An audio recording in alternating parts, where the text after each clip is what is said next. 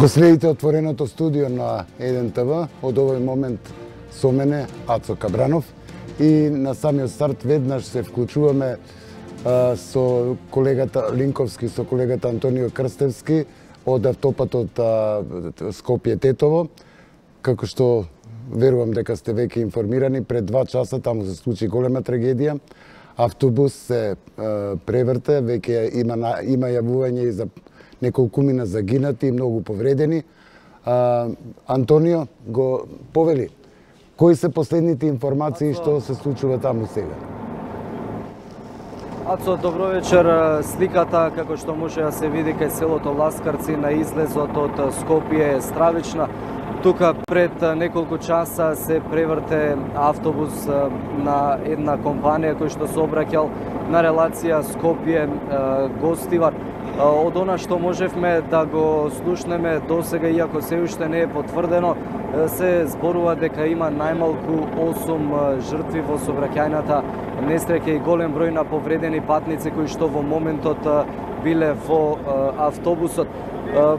Кога доаѓавме во правецот Скопје кон Тетово, всушност можевме да бидеме сведоци на тоа на кој начин се случила сообраќајната несреќа, дека автобусот се обраќал во правецот Скопје кон Тетово, меѓутоа од причини кои што се уште не ни се познати го изгубил правецот, односно контролата над автобусот и од лентата која што е во правецот Скопје кон Тетово преку двете заштитни огради во средината на автопатот излетал на другата страна, а потоа во провалија од околу 4 до 5 метри се превртел на стариот пат, односно патот кој што ги поврзува овие села со главниот град, како што може да се види и на снимките кои што претходно ги испративме и на ова кој што оди во живо. Имаше голем број возила, амбулантни возила испратени од Скопје кои што ги зема луѓето кои што беа повредени и ги однесоа веднаш на интензивна нега. Претпоставам дека се слуша над нас во овој момент, прелетува и хеликоптер на Министерството за внатрешни работи кој што од птичја перспектива е надгледува целата ситуација. Од она што можевме да го видиме и пред ова линковско вклучување е дека и голем број роднини и пријатели на луѓето кои што се возеле во автобусот пристигнаа тука. Истите бараа да ги видат, меѓутоа дел од нив беа веќе однесени на лекување во Скопје, односно во болниците во Скопје. Остануваме на терен, како што кажав, во 20 часот повторно ќе имаме линковско јавување во централниот дневник, во кој што се надевам дека ќе имаме многу повеќе информации од страна на надлежните министерства кои што ќе ни презентираат за тоа дали е точен број дали е овој број точен на жртви и всушност колку повредени има и дали може да се каже и која е причината зашто возачот загубил правецот и успеал да излета од патот при што се случи ова страшна трагедија. Ацо? Еве, Антонио веќе јави неофицијално за веќе 8 жртви и многу повредени. Повредените се пренесуваат во скопските болници во 8 септември, претпоставувам и на Карил, но во централниот дневник во 20 часот ќе имаме повторно вклучување и од Антонио од автопатот, од местото каде што се случи несреќата и од болниците каде што се хоспитализирани повредените од оваа сообраќајна несреќа. За сега толку за тоа. Сега одиме малку географски понакај Сарај, односно ни беше планирано и еве сега ќе ви кажам за што се работи. Пред неколку денови низ медиумите се објави историјата дека во кањонот Матка се започнале градежни активности за градење најверојатно на угостителски објект на Диво. На ова реагираше само градот Скопје, а општината Сарај не се огласуваше во медиумите и ние, како еден телевизија, се обративме неколку пати. Денеска колегата Игор Стефановски успеа да стапи во контакт, да влезе во општината Сарај и да разговара, но не со градежниот инспектор, за кого му рекле дека е наболедување, туку со инспекторот за урбанизам. На старт да го погледнеме она што како материјал, како сознание од терен го донесе Игор Стефановски. Кањонот Матка, на 17 километри оддалечен од центарот на Скопје. Граѓаните ги примамуваат природните убавини, чистиот воздух. На самата патека кон кањонот, деновиве може да се забележат греди, а со неколку метри пешачење од левата страна на патеката може да се види и метална конструкција. Има греди, скала, лопата, цевки. Се е подготвено да се направи објект. Денеска на терен никој не работеше. И покрај предупредувањето дека Матка е заштитно подрече, на самото езеро се инсталирани бетонски столбови за да се држи оваа железна конструкција која е инсталирана тука од есента. Малкуте посетители кои беа на Матка не сакаат да зборуваат во камера. Велат тука веќе неколку месеци има обид да се направи кафули или ресторан. Според нивните зборови гради висок представник на верска заедница. Оваа платформа на кањонот Матка е дивоградба, утврдиле скопските инспектори. Констатирале дека не смее да се гради бидејќи на кањонот Матка не може да се градат објекти. Сепак од град Скопје не може да урнат железната конструкција, насоки дале на општината Сарај. Таму нема официјални информации дали го разгледале писмото од градот, дека платформата е дивоградба и дека треба да се руши. Од општината ни посочи дека градоначалникот Блерин Беџети е на состаноци, а шефот на инспекторите веројатно е на боледување. Раководителот на урбанизам Аднан Сарачини не можеше многу да ни објасни. Тврди дозвола за градба не дале и дека законски ќе постапат, што би значило дека платформата треба да ја урнат. Во моментот и да сака да градат, да барат одобрење, не ќе може да добијат така јас. Значи за ова метална конструкција нема одобрење за градба? Не знам за која метална конструкција, но може би е во поправка. Ја немам... Претходно ја немаше? Немам известие, мада нашите инспектори биле на терен, до овој момент немам известие дали се гради или не.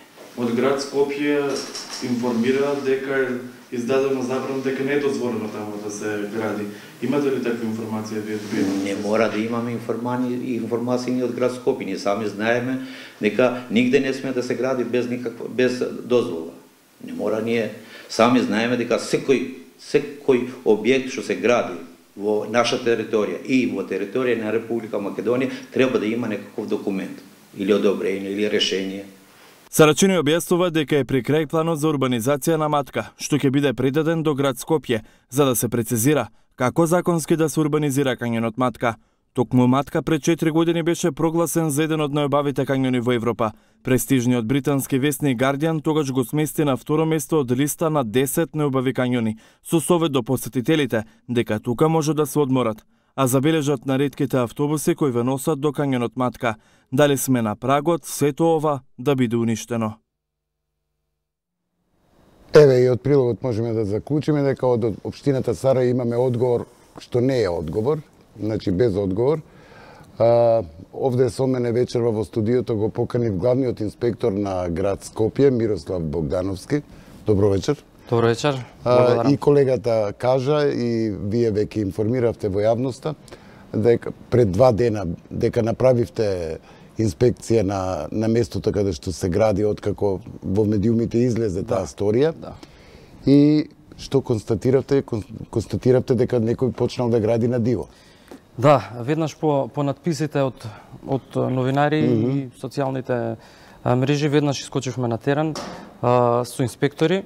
Констатирано е дека има таму некаква градба. Значи се состои од метални шипки што одат доле во самото Вештачко езеро. Проверивме, нема градот Скопје нема дадено никакво одобрење за поставување на такво нешто.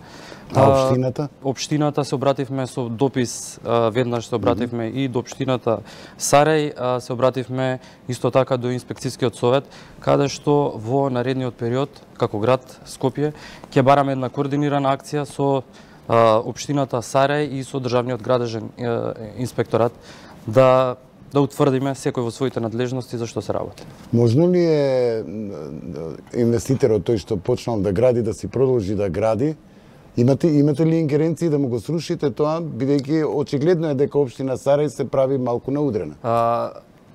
Градот Скопје во рамките на својот инспекторат нема градежна инспекција. Значи таа е децентрализирана и значи немате ингеренции да го срушите тоа. Така е. Значи тоа го прават општините, градежните инспекции се во надлежност на општините. Меѓутоа сепак ние како што кажав се обративме и до општина Сарај и до се обративте и писмено и значи општина Сарај мора да си постапи согласно интервениравте, нели? Апсолутно, да апсолутно со допис.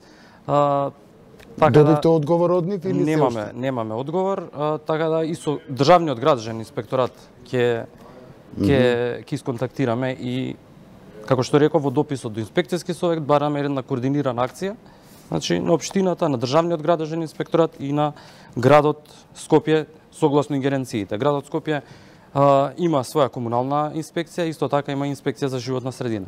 Во рамките на надлежностите на овие инспекции ние ќе си ги превземеме мерките што може ли да се случи додека да се искоординирате да се изгради инвеститорот? Значи ние колку време треба за тоа? Ние неколку дена од кога е направен записникот, инспекторите се таму на терен. Да. Значи таму се на терен ја контролираат ситуацијата, дали нешто се гради, дали нешто се случува. Значи затоа сега инвеститорот ја сопрел, не прави ништо. Па најверојатно. Еве и денеска колегата која беше рече дека таму не се гради ништо сега, запрено е и мештаните му кажале дека е сопрено, но да, инспекторите се на терен. Значи секојдневно се посетува локацијата, се проверува. Во неколку наврати немаме најдено некој што во моментот гради. Околните луѓето што се таму, значи не знаат за кого се работи, или не сакаат да зборуваат многу. Немам информации, значи не. Добро, градоначалникот не може ли да го блерим бюџети да го исконтактирате и да провериш што е тоа, кој гради таму? Веројатно ќе се случи тоа. Мислам, ако бидејќи очигледно е дека за нас медиумите останува затворен, не сака да комуницира. Многу медиуми се обидоа да добијат изјава за што се работи, кој гради, зошто гради, на диво, не на диво, дал дозвола, не дал, тој си молчи. Нели, има шпекулации кој гради, што гради, како гради, меѓутоа, како што слушнавме и од општина Сарај, нема издадено градежна дозвола, значи општината нема издадено, градот Скопје нема издадено одобрение за некаква урбана опрема, да речеме, поставување, така да и да се издаде одобрение и градежна, што мислам дека нема ни можност ни логика, сепак тоа ќе треба да се тргне од таму. А она што е кајчињата таму, за тоа има дозвола како угостителски објект или и тоа е на диво? Па и тоа е на диво, значи во однос на документација, исто така во периодот што следи и тоа ќе го испитаме за што се работи и како се работи. Инаку реков дека ќе почекаме да видиме дали ќе се интервенира, затоа што имам чувство дека инвеститорот затаил малку, бидејќи знае дека инспекторите се на терен, чека да се повлечете, па повторно да си продолжи. Значи вака сега, без разлика, што и да се случи во градот Скопје. Градот Скопје е тој што инспекцијата на градот Скопје е таа што веднаш искача на терен. Значи, без разлика дали се работи во наша ингеренција, во општинска ингеренција, во државна, градот Скопје, инспекторатот, тој начин го воспоставивме на работа, веднаш искача на терен. Ја констатира состојбата, да видиме за што се работи. Да, и со соопштение во јавноста вие, и веднаш се праќа до надлежните. Доколку ние немаме надлежност за постапување, се известуваат надлежните институции да си постапат согласно важечките закони. Меѓутоа, ние сме нон-стоп на терен. Од режијата ми јавуваат дека од каде вклучување од предвоена од болницата 8 септември, добро, штом ќе биде подготвен репортерот ќе го вклучиме. И се за крај сакав да ве прашам. Главен инспектор сте на град Скопје. Многу работа, градот хаотичен. Градот... Имате ли доволно инспектори прво? Значи, градот во однос на комуналната инспекција се состои од 8 инспектори. Рековте дека градежна немате, бидејќи е децентрализирана по општините. Така. Значи, се состои комуналната инспекција од 8 инспектори за целата територија на градот Скопје, имаме 16 комунални редари. Исто така, во однос на животна средина имаме и 4 инспектори за животна средина. Што мислам, според мене и според градоначалникот, дека тоа е мал број на инспектори и веќе се работи на доекипирање на инспекторатот и правење еден инспекторат што ќе биде многу појак и поефикасен и Изрекувате ли казни? Значи, вака, Бидејќи така најдобро се учат на ред граѓаните. Улогата на инспекторатот не е да биде репресивни мерки, меѓутоа тие што не ги почитуваат законите, тие се казнуваат. Значи, да се изразам, нема пардон за никого. Значи, дали се во однос на загадувањето, дали се работи за државна фирма, дали се работи за приватна фирма, значи нема никој. Кај загадувањето, бога ми, не можеме да се пофалиме, бидејќи стварно Скопје и сите градови други, но... Пример ќе го кажам во однос на ова е гинекологија Чаир. Значи, искочивме исто таму, веднаш искочивме, задолжени се да направат мерења, ќе направат мерења, ако има... Ама работи пак болницата? Работи, меѓутоа... Градоначалникот рече дека ќе ја затвори ако не прекинат, ама се уште работи. Значи, проблемот со болницата гинекологија Чаир беше со... Се греат на нафта. На мазут. На мазут, да. Од 65-та година е котларата доле, бевме ја видовме. Значи се работеше за дефект на Дизни, што е многу старо. Интервениравме и градоначалникот интервенираше и до министерот, значи за да направија ли нешто там? Ние чекаме известување дека е почната процедура за промена на тој котел. Значи котелот мора да се смени. Значи оваа грејна сезона ќе помине така. Па таму сме, значи сега периодов, значи исто така гледаме дали се случува, што се случува, мерењата ќе ги видиме, ќе направиме уште едни мерења, така да доколку има надминување, исто како сите ќе бидат и они санкционирани. Добро, бидете будни пред се за овој случај на Кањонот Матка е наш бисер. Бидејќи тоа е, бисер е природна реткост, убавина и не може надградување на тој песаж навистина не е во ред. На некој да му текне на диво да си гради, да си прави угостителски објекти, колку и да е некој верски висок функционер. Значи законите важат за сите, без разлика кој е што е, законот си има и Кањонот Матка е споменик на природата. Режија, имаме ли линк од 8 септември болницата или да одиме? Добро, тогаш да одиме со прилогот на колешката Кристина Атовска, уствари една мини репортажа. Оружје, дрога и запленети докази се чуваат во ходниците. Ова е сликата во основното јавно обвинителство во Куманово. Христина беше во основното јавно обвинителство во Куманово. Ќе направи една серија на посети во повеќе градови во какви устови работат обвинителствата. Денеска ви ја пренесуваме сликата од Кумановското обвинителство.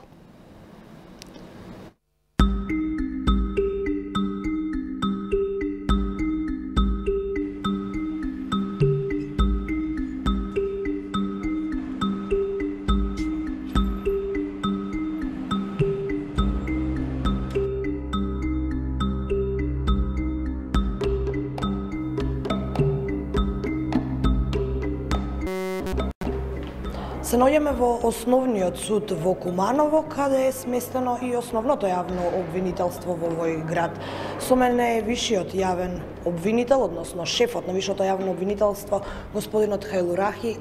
Господине Хајлурахи, ви благодарам што ни дозволивте да влеземе овде како што ни ветивте. Како што ветив и претходниот пат, кажав дека ќе одиме и ќе направиме краток прилог за условите во основното јавно обвинителство Куманово. Накратко, за истите ќе ве запозна и јавниот обвинител во основното јавно обвинителство во Куманово, Теута Бедил Рамадани. Да, благодарам на Рамадани. Дали ова е само еден ходник на првиот кат од обвинителството?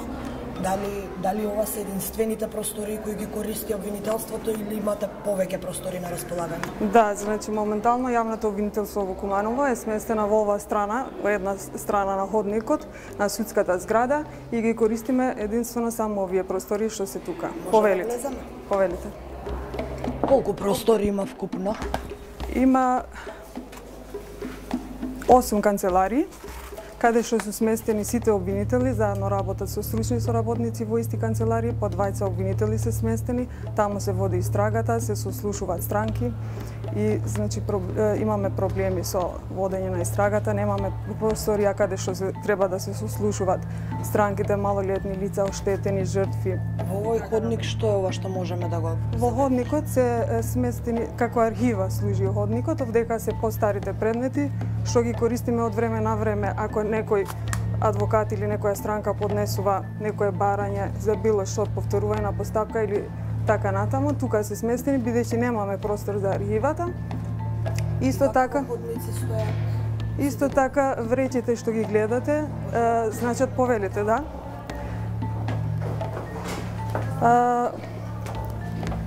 Корпора деликти се вреќите, истите имат, некои имат дрога, некои оружје, секира или било што се предмет за и доказ за.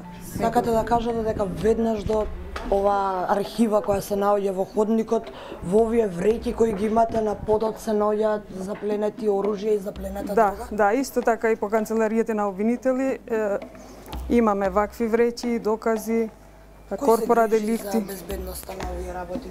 Сите јавно обвинителски службеници се грижат, максимално се трудат да ги чуват овие докази, а немаме определено лице, ниту е назначено од повисоките обвинителства. Кога обвинителите вршат разговор или распит на некој лице во своите канцеларии, тогаш овој ходник останува празен? Мислите за да ги чува некој вие? Еве, од режијата ми јавува дека тука ќе мора да ја прекинеме репортажата на колешката Кристина Атоцка. Во болницата 8 септември министерот Филипче, што тука ја започнува пресконференцијата за големата трагедија што се случи на патот Скопје-Тетово.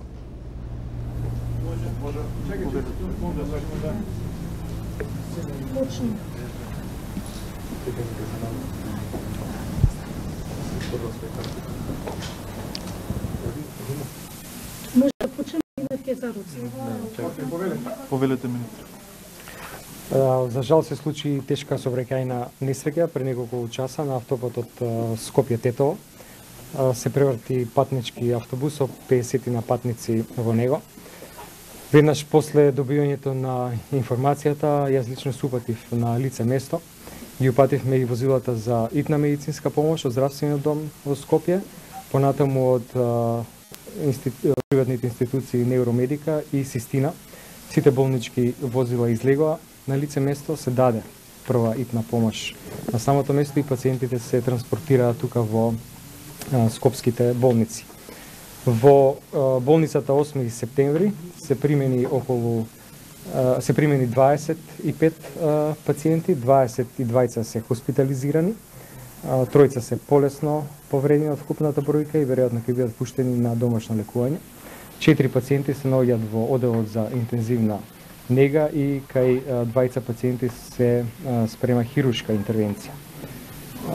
Во ургентниот центар во Скопје, на скопските клиники се примени вкупно 5 пациенти, од кои што тројца се во полесна состојба, со полесни повреди, една од тие пациентки е бремена жена и таа веројатно по обсервацијата ќе биде пуштена дома. Едниот од пациентите се спрема за хируршка интервенција, а петиот пациент е во крајно тешка животозагрозувачка состојба и една пациентка е однесена во градската болница, старата градска болница.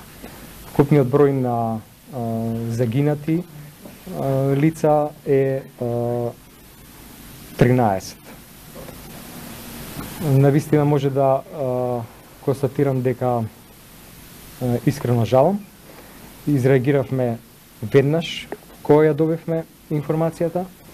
За исклучително кратко време сите екипи на итна помош беа на лице место, се даде соодветна Помоши се продолжува текот на лекување кај пациентите кои што се сместени во болничките установи. Искрено се надевам дека нема да има дополнителни компликации, дека и тие кои што се во тешка животозагрозувачка состојба, оваа состојба ќе ја надминат. Дали е познат идентитетот на загинатите лица?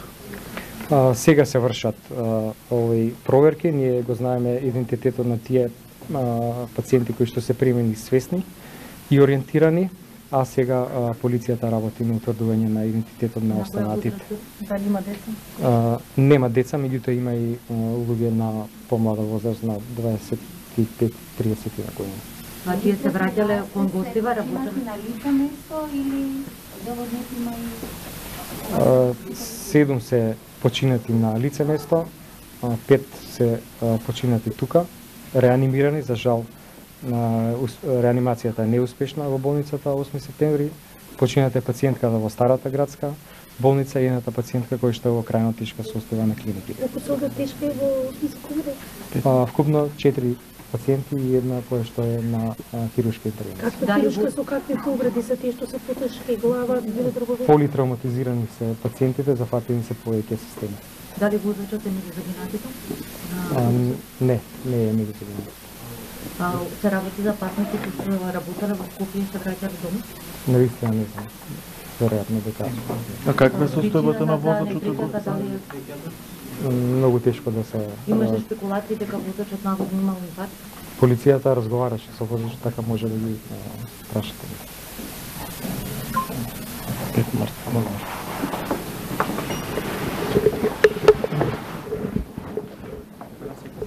Ете, чувме за жал 13 жртви и многу повредени од денешната попладневна голема трагедија на автопатот Скопје-Тетово, кај местото Ласкарци-Чирам беше.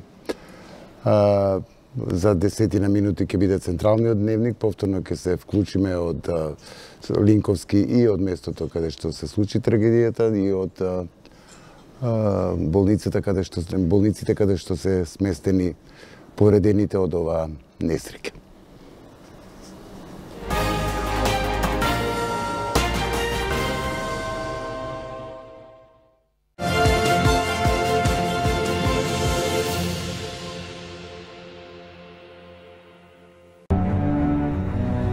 Егејското прашање како од секогаш било потурнувано под тепих во пошироката македонска јавност.